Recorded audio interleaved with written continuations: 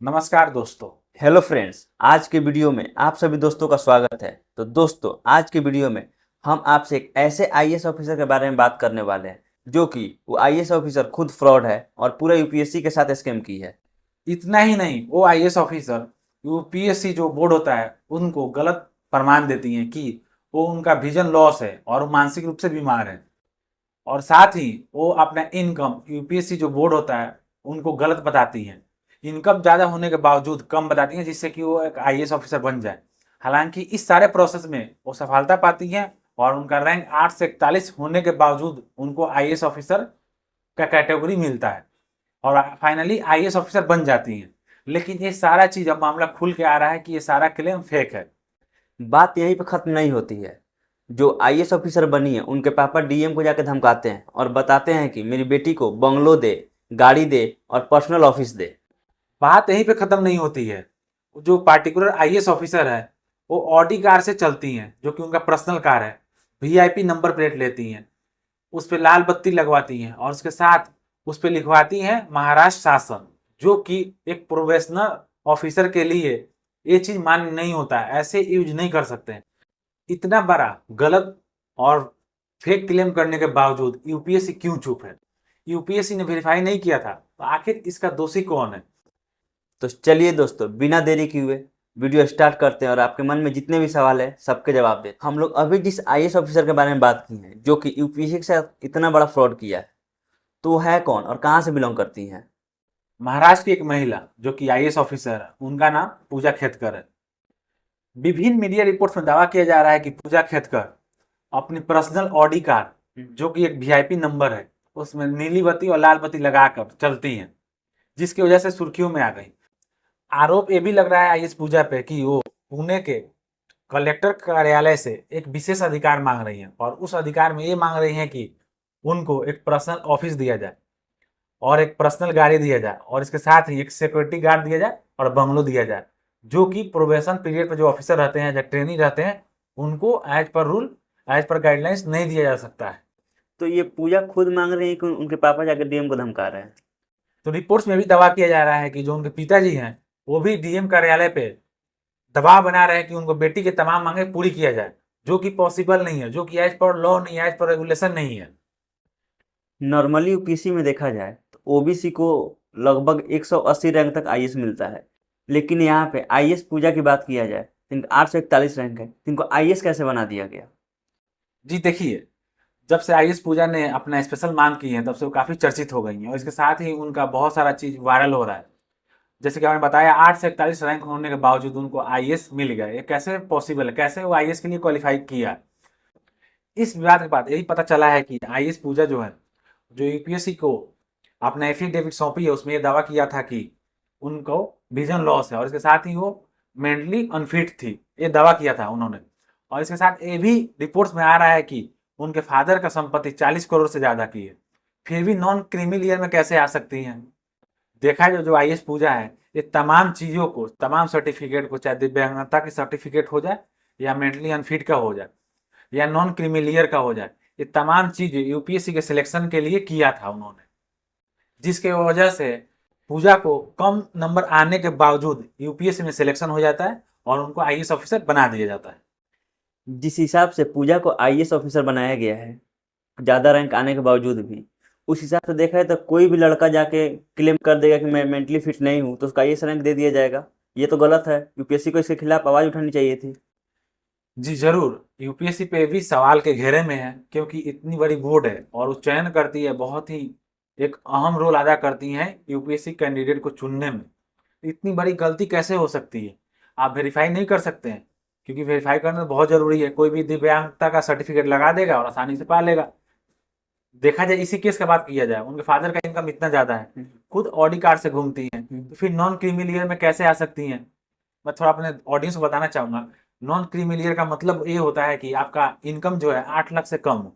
यहाँ पे उनके फादर का इनकम 8 लाख से तो बहुत ज्यादा है, क्योंकि 40 करोड़ का संपत्ति दिखाया गया है। इस हिसाब से देखा जाए तो कंप्लेंट तो उनके फादर पे भी करना चाहिए, क्योंकि वो भी पहले सिविल सर्वेंट रह चुके हैं और जब सिविल सर्वेंट है तो उनके पास 40 करोड़ की संपत्ति कैसे हो गई? जी देखिए, तमाम ये सवाल जो है, ये बहुत बड़ा क्वेश्चन है। क्योंकि क्वेश्चन जरूर होना चाहिए कि एक सिविल सर्वेंट है, तो देखा जाए तो जो भी सिविल सर्वेंट बन रहे होते हैं बहुत सारे रेस्ट्रिक्शन लगाया जाता है कि आप कोई बिजनेस नहीं कर सकते, कुछ नहीं कर सकते हो। और अभी हाल में ही रिटायर हुए हैं, तो इतना संपत्ति उन्होंने कैसे अर्जित किया, इसका भी क्लेरिफिकेशन एक्सप्लेनेशन जरूर उनको बोर्ड को देना चाहिए, या तमाम जो भी सवाल पूछ रहे हैं उनको देना जरूर, जिससे उनकी छवि पे जो भी दाग लगा है उसको मिटाया जा सके। आईएएस पूजा बताती हैं कि वो मेंटली फिट नहीं थी, विजन लॉस था। तो क्या उनका यूपीएससी में मेडिकल टेस्ट नहीं हुआ था? क्योंकि यूपीएससी में मेडिकल टेस्ट बहुत अहम रोल होता है, क्योंकि एक आईएएस ऑफिसर या आईपीएस ऑफिसर एक जिला संभालने के लिए दिया जाता है, उसमें मेंटली फिट होना बहुत जरूरी होता है। जी जरूर, कोई भी आईएएस ऑफिसर के लिए मेंटली फिट होना बहुत जरूरी माना जाता है, क्योंकि ऑब्वियस बात है एक जिला को कैसे संभाल पाओगे आप और मेंटली फिट नहीं रहोगे। बात किया जाए आईएएस पूजा के लिए, आईएएस पूजा जब उनका एग्जाम क्वालिफाई कर लेती हैं तो उनको डिसेबिलिटी के लिए बहुत सारे मेडिकल टेस्ट से गुजरना पड़ता है। और देखा जाए तो दावे के हिसाब से उनको टोटल 6 बार मेडिकल टेस्ट के लिए बुलाया जाता है, लेकिन किसी न किसी वजह से आनाकानी करती हैं या मना कर देती हैं। पहला टेस्ट के लिए एम्स में उनको 22 अप्रैल 2022 को बुलाया जाता है, लेकिन वो कोरोना पॉजिटिव का बहाना देती है, उस टेस्ट में शामिल नहीं होती है। ऐसे ही कर करके 5 बार और टेस्ट के लिए बुलाया जाता है, लेकिन हर टेस्ट में आनाकानी करती हैं, कुछ ना कुछ बहाना बना के टेस्ट नहीं देने जाती हैं। लेकिन आखिर में 22 अगस्त 2022 को वो टेस्ट के लिए सहमत हो जाती हैं। लेकिन जो पूजा है वो 2 सितंबर को एक जरूरी एमआरआई टेस्ट के लिए, जिसमें कि उनका विजन लॉस का आकलन करना था, उसमें शामिल नहीं होती हैं। इन मेडिकल टेस्ट में शामिल होने के बजाय आईएएस जो पूजा है वो बाहर से एमआरआई करवा के लाती हैं प्राइवेट लैब से और यूपीएससी को दे देती है, लेकिन यूपीएससी इस बात को अस्वीकार करता है, इस एमआरआई रिपोर्ट को नहीं मानता है। आपने जैसे बताया, आईएएस पूजा जो है वो डिसेबिलिटी के लिए बाहर से प्राइवेट डॉक्टर से प्रमाण लेके आती है और यूपीएससी को सौंप देती है, जो कि यूपीएससी ने उसको स्वीकार नहीं करती है। तो उसके बाद उन्होंने कदम नहीं उठाया, क्योंकि उनको तो आईएएस ऑफिसर बना दिया गया है। देखिए यूपीएससी ने तो उनका एमआरआई रिपोर्ट एक्सेप्ट नहीं करा, इसके बाद यूपीएससी यहाँ पे नहीं रुकी, यूपीएससी ने बाकायदा पूरा काम किया। यूपीएससी आगे सेंट्रल एडमिनिस्ट्रेटिव ट्रिब्यूनल के पास गई और उनको चयन पे सवाल खड़ा किया, लेकिन यहाँ पे जो कैट है, कैट ने उनके खिलाफ फैसला सुनाया और बोला कि नहीं, एमआरआई रिपोर्ट मान्य होगा, और जो आईएएस पूजा है उनकी नियुक्ति फिर से कर दी गई। आईएएस पूजा का डिसेबिलिटी के सर्टिफिकेट के अलावा अब उनके नॉन क्रीमिलियर स्टेटस पे भी सवाल उठ रहे हैं कि वो नॉन क्रीमिलियर में कैसे आ सकती हैं, उनके फादर का इतना इनकम ज़्यादा है। अभी उनका एक वीडियो हाल में ही वायरल हो रहा है कि जिसमें वो मॉक इंटरव्यू दे रही हैं और उसमें बता रही हैं कि उनके फादर सेपरेट रहते हैं, यानी वो अपने मदर के साथ रहती हैं, फादर उनके सेपरेट हो चुके हैं।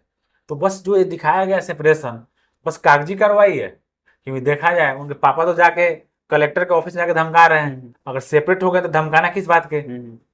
जैसे कैट ने आईएएस पूजा के एमआरआई को अलाउ किया, जो कि प्राइवेट डॉक्टर से ली हुई थी, उस हिसाब से देखा है तो कोई भी पैसा वाला आदमी आएगा और अपने बेटा का या बेटी का प्राइवेट से एमआरआई बना के लाएगा और यूपीएससी को सौंप देगा, तो यूपीएससी मान जाएगी, तो यूपीएससी कोई वैल्यू ही नहीं रहा।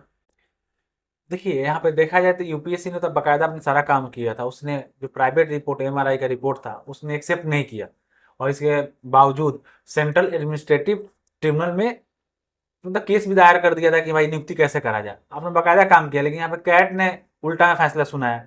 हालांकि यूपीएससी ने एक यूनिफॉर्म बनाया कि आपको इस टेस्ट से गुजरना है, अगर आप दिखाते हो कि आप मेंटली अनफिट हो या किसी डिसेबिलिटी से गुजर रहे हो, इस पार्टिकुलर जगह पर टेस्ट होगा, उसी का रिपोर्ट वैलिड माना जाएगा। फिर ये क्वेश्चनेबल जरूर है कि अगर ऐसा देखा जाए तो कोई भी प्राइवेट जाके अपना बना लेगा, जैसे प्रूफ ही नहीं हो पाएगा कि कौन एक्चुअल में सही है, कौन डिजर्विंग कैंडिडेट है, कौन नीडी कैंडिडेट है, और कौन बिना ऐसे ही पैसे का इस्तेमाल करके अपना कुछ कर सकते हैं। सबके लिए लॉ बराबर होना चाहिए, यूनिफॉर्म होना चाहिए, जिससे कि सिलेक्शन में कोई बाधित ना हो और सिलेक्शन का प्रक्रिया बहुत स्मूथली हो, जिससे कि सब लोग भरोसा कर पाए। लेकिन अगर आप इस बात से अंदाजा लगा सकते हैं, पैसा हो तो कुछ भी कर सकते हैं, कुछ भी कर सकते हैं। आप इस बात से भी अंदाजा लगा सकते हो कि आईएएस पूजा जो है उनके फादर डीएम को जाकर धमकाना, उनके ऑफिस में जाकर धमकाना कि मुझे बेटी को ये चाहिए, समझिए किस कदर उनका अपना रुतबा होगा, क्योंकि देखा जाए तो उनके फादर ऑलरेडी सिविल सर्वेंट रह चुके हैं। इंडिया में देखा जाए तो एक यूपीएससी ऐसा एग्जाम होता है जिसमें कोई भी सोचता है कि उसमें सोर्स पैर भी नहीं लग सकती है, क्या ना पीएम हो, सीएम हो या डीएम हो, कोई भी हो, उसमें किसी का पैर भी नहीं लग सकता है। लेकिन इस केस में जैसे वैसे लग रहा है कि अगर पैसा है तो आप कुछ भी कर सकते हैं, यूपीएससी को भी खरीद सकते हैं। जी जरूर, देखिए यूपीएससी ऐसा बोर्ड है जिसपे तमाम लोग भरोसा करते आ रहे हैं, लेकिन ये केस की वजह से बहुत सारे लोगों का सपना चकनाचूर हो गया, क्योंकि यूपीएससी में क्वालिफाई करने के लिए बहुत सारे जो उनके एस्पिरेंट होते हैं बहुत साल तक मेहनत करते हैं, कड़ी मेहनत करते हैं, जस्ट बिकॉज कि उनका नाम उस लिस्ट में आ जाए। कि सबको पता है यूपीएससी एक पार्टिकुलर सीट लेके ही आती है, उसी में सिलेक्शन का उतने ही लोग सिलेक्ट हो पाएंगे। अब देखा जाए जो नीडी व्यक्ति होगा, जो बेचारा एक गांव में कर्ज लेके अपनी जमीन गिरवी रख के आता है, तैयारी करता है, अगर उसको ये नौकरी मिलती वो कितना खुश होता, वो कितना डिजर्व करता। लेकिन यहाँ पे गलत प्रमाण लगा के, गलत तरीके से पेश करके, प्राइवेट रिपोर्ट देख के अगर आप सिलेक्शन होता है तो मैं इसको अच्छा नहीं मानता हूँ। कि जो डिजर्विंग कैंडिडेट है उनको जॉब मिलती है, बहुत अच्छा महसूस होता है। यूपीएससी एक मेहनत ही नहीं है, उसमें बहुतों को मैंने देखा है अपनी जवानी गंवाते हुए, क्योंकि उसमें आते हैं और कॉलेज लाइफ में इंजॉय नहीं करते हैं। क्योंकि कॉलेज लाइफ बना रहता है तो स्टूडेंट लाइफ बहुत प्रीसियस लाइफ होता है, कोई भी लड़का होता है, बंदा होता है, बहुत ज़्यादा इंजॉय करता है, लेकिन यूपीएससी के लिए जो तैयारी करता है 1% इंजॉय नहीं कर पाता है। तो दोस्तों, इस वीडियो को ज़्यादा से ज़्यादा लोग तक शेयर करें, जिससे पता चले कि ये पूरी व्यवस्था कितनी भ्रष्ट है। और वीडियो अच्छी लगी हो तो आप जरूर लाइक करना, और शेयर जरूर करें। और साथ में दोस्तों सब्सक्राइब जरूर करना। अब मिलते हैं दोस्तों ऐसे ही धमाकेदार वीडियो में, तब तक के लिए अपना रखिए ध्यान। जय जय हिंद।